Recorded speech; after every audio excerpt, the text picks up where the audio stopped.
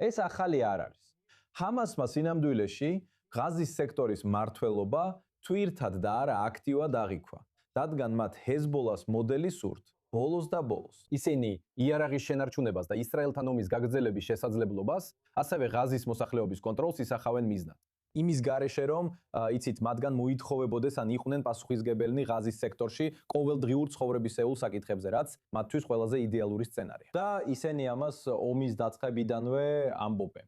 საქმე ღაზის სექტორის მართვაში არ იყო. საუბარი იყო იერანზე, რადგან მათ შეუძლიათ აკონტროლონ ის კომიტეტი, ან სხვა კომიტეტი, ან ნებისმიერი კომიტეტი, რომელიც მართავს სექტორს, თავიანთი იარაღით. მათ შეეძლებათ თავიანთი ნება მოახვიონ იმ კომიტეტს. ასე რომ, როგორც ისრაელის საგარეო საქმეთა მინისტრმა ცოტა ხნის წინ Twitter-ზე დაწერა, მან თქვა, რომ ეს უბრალოდ ჰამასის თამაშია. ჰამასი ერთ მხარეს სურს გააგრძელოს თავისი ჯიჰადისტური ომი ისრაელის წინააღმდეგ, ხოლო მეორე მხრივ შეინარჩუნოს ან გადააბაროს ღაზაზე პასუხისმგებლობა. ამიტომ, რასაც ისინი ცდილობენ, არის ის, რომ ფაქტობრივად ზეწოლა მოახდინონ ისრაელზე, ასევე ზეწოლა მოახდინონ ან აჩვენონ პალესტინელებს პირველ რიგში, რადგან აქ ვართ, ჩვენ მზად ვართ გადავაბაროთ მმართველობა და საერთაშორისო საზოგადოებას ვაჩვენოთ, რომ მზად ვართ საერთო გეგმასთან შეგუებისთვის. მაგრამ რეალობა ისაა, რომ ჰამასი საბოლოოდ სურს პასუხისმგებლობა გადააბაროს, მაგრამ შეინარჩუნოს იარაღი, რათა გააგრძელოს კონტროლი. ისინი უნდაც დაჩნენ დომინანტურ სამხედრო ძალად, ამაში ეჭვი არ არის. და საინტერესო სტრატეგია, ჯონათან, რადგან ამავე დროს ვისმენთ ტერორისტულ გვირაბებზე, ვისმენთ ჰამასის ლიდერების ლიკვიდაციებზე, რომლებიც 7 ოქტომბრამდე მომზადებაში მონაწილეობდნენ. კვლავ რჩება შეშფოთება იმ საფრთხეებზე, რომლებიც ამდენი დროის შემდეგაც ჰამასის მხრიდან ღაზის სექტორში არსებობს. სრულად ვეთანხმები ბალიქს, რომელმაც ჰეზბოლა ახსენა და სწორედ ეს მოდელია, რომელსაც ჰამასი იყენებს. მოდი ლიბანს შევხედოთ. არსებობს მთავრობა, რომელიც ყოველდღიურ ცხოვრებას, ჯანდაცვას, განათლებას, კანალიზაციას, ტრანსპორტის ყველა ასპექტს და ნორმალური ცხოვრების ყველა მხარეს მართავს.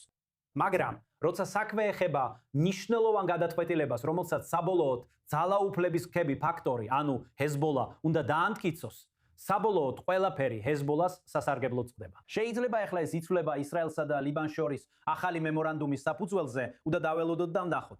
ჰამასი ცდილობს იგივე გააკეთოს.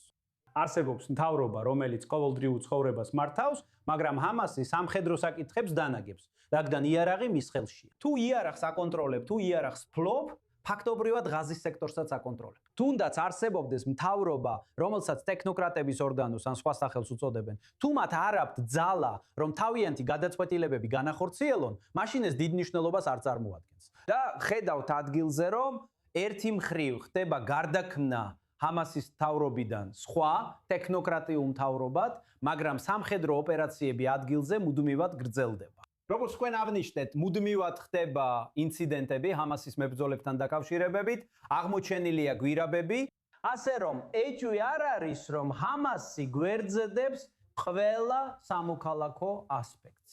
ასე რომ სხვა ფაქტორი გაუმკლავდება მათ. მაგრამ რაც შეეხება სამხედრო ასპექტებს, იარაღის კონტროლს, ეს კვლავ ჰამასის ხელში რჩება. მიუხედავად იმისა, ვინ აკონტროლებს სამოქალაქო ასპექტებს. და ძალიან ბევრი კითხვა არსებობს იმის შესახებ, თუ რა სახის აღდგენა და დანახლება მოხდა ღაზის სექტორში ამ თითქოს და ზავის პერიოდში.